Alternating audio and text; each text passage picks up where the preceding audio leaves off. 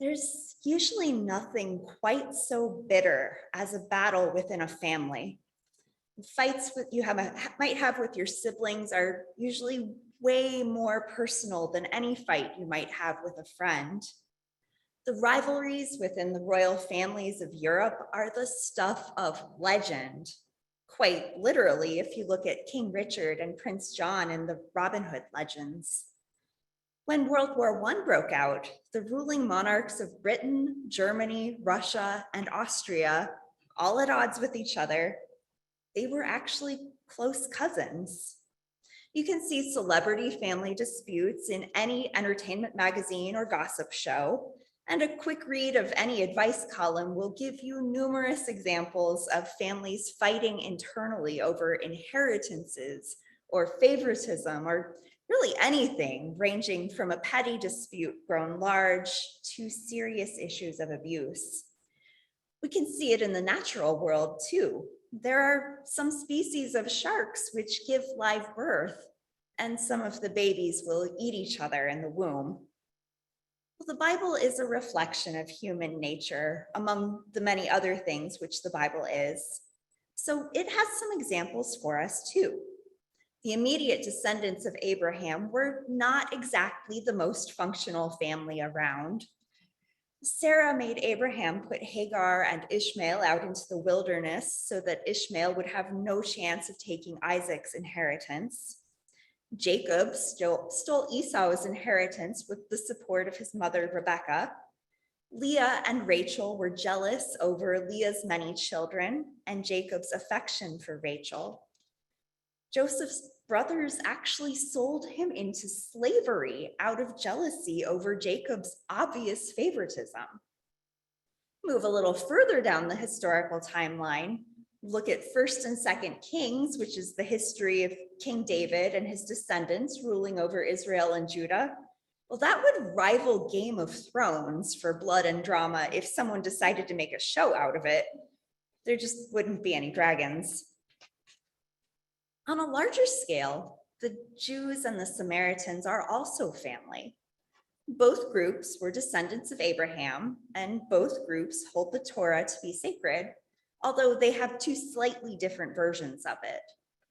The Samaritans claim to be descended from the people who had been left in Israel when Assyria conquered the northern kingdom in 722 BCE, and modern genetic testing says that this is possible.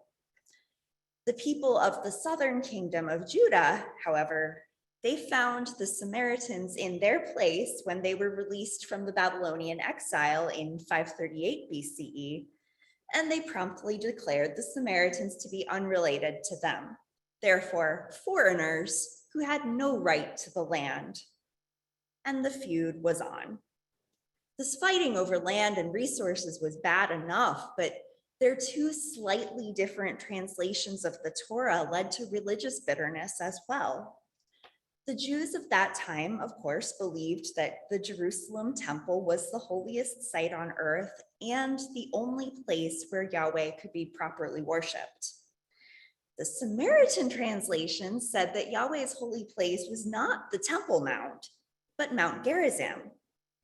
During the brief period that Judah was self-governing, between being ruled by Greece and then ruled by Rome, the Judean army conquered Samaria and destroyed the temple on Mount Gerizim. This happened in about 110 BCE, so maybe around 140 years before the Samaritan village told the disciples that they didn't want to host Jesus. So that's the bare bones of the background against which James and John want to call down fire on the Samaritans. A family quarrel over exaggerated ethnic differences spiraled out of control and out of recognition into murder and vengeance and what could have been an unending cycle of revenge.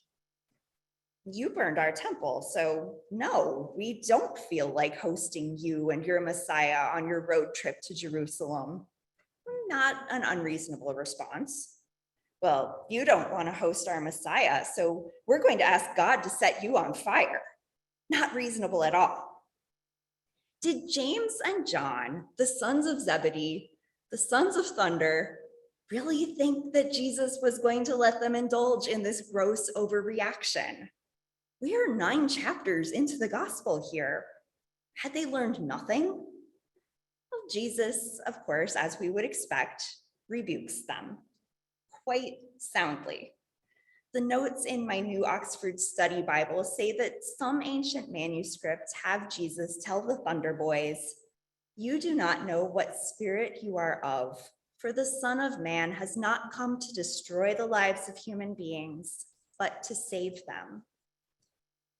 Whether or not Jesus used those exact words, rebuke is always a very strong word in Luke's gospel. This is what Jesus does to illnesses and to the raging storm on the Sea of Galilee. This is what Jesus does to unclean spirits and demons.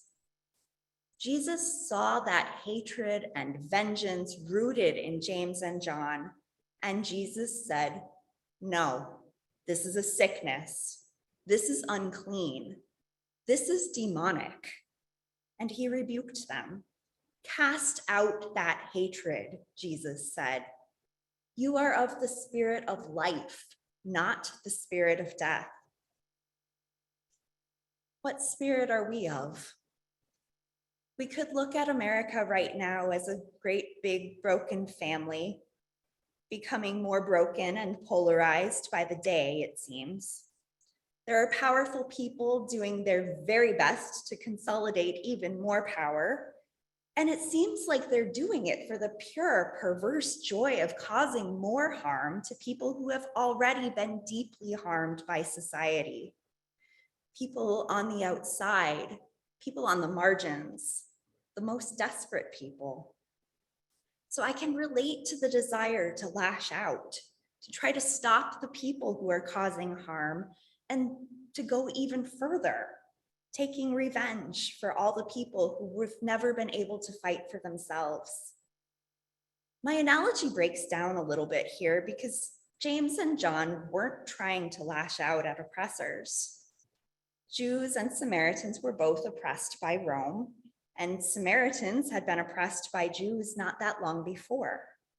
But I think the impulse is similar. It's indignant rage, protectiveness, with a sense of they're different from us, fueling the fire.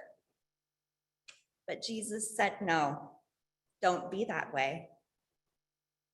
If we are to be followers of Christ, there has to be a firm line between justice and revenge. We are called to do what's necessary to stop injustice and prevent those who would cause harm from causing even more harm. But we are not called to go further than that. We are expressly forbidden from going further than that. Determining just where that line is between justice and revenge is going to require wisdom and courageous discernment, maybe the most courageous of our lives, of the church's life. But the Jesus who rebuked hatred and vengeance also rebuked injustice in all its forms. So we are called to find that line and stand there to defend the justice of God's kingdom. Amen.